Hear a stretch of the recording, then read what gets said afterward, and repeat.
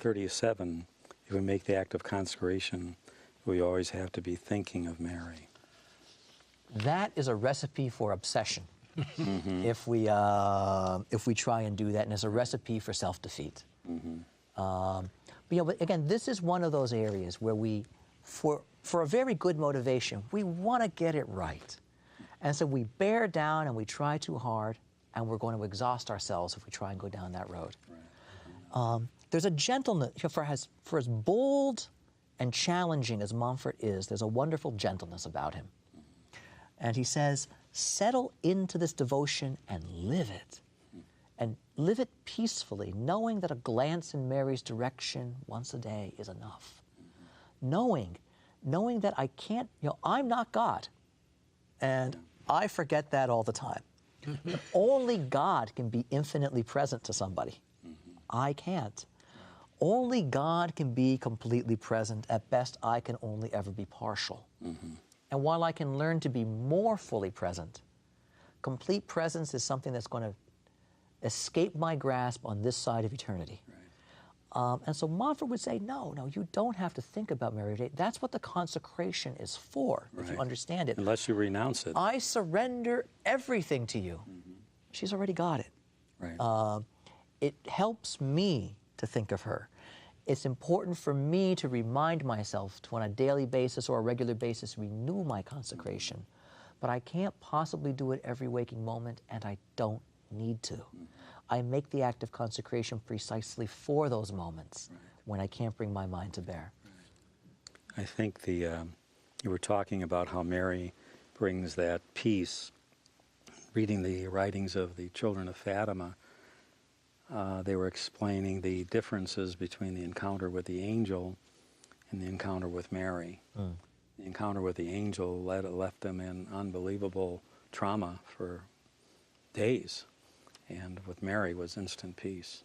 And just that's the role of Mary. She is the instrument of peace. She'll give you that peaceful relationship. Just a mom. You think of a mom, you think of peace, you think of unity, you think of love. And it's just all sorts of virtues that a mom emanates, and Mary is infusing that into us just by making this consecration, remembering she's our mother, our spiritual mother. And you can see that. Father Bernard, do you have any insights on this? Well, again, the thing that hits me is this whole spirit of dependence on Mary, that I don't have all the answers, I can't do everything. And like St. Maximilian Kolbe said, he said, Mary is a good mom. She knows how to make up for our sins and our mistakes, our stupidities, and to repair the damage. And I can't do everything perfectly, so I depend on her to make up the difference.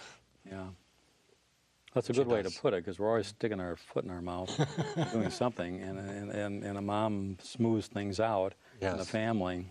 We should, that would be a good way to remind ourselves. Again, you don't have to be thinking we're all the time, but a good way to remind ourselves to Mary, help me out. And there's another aspect of this, and if I can risk a bit of a different analogy. When one watches a baseball game, and one sees a player in a fielding slump or a hitting slump, one of the things that's often commented is, as the slump gets longer, and the guy's trying to break out of it, is he begins thinking too much.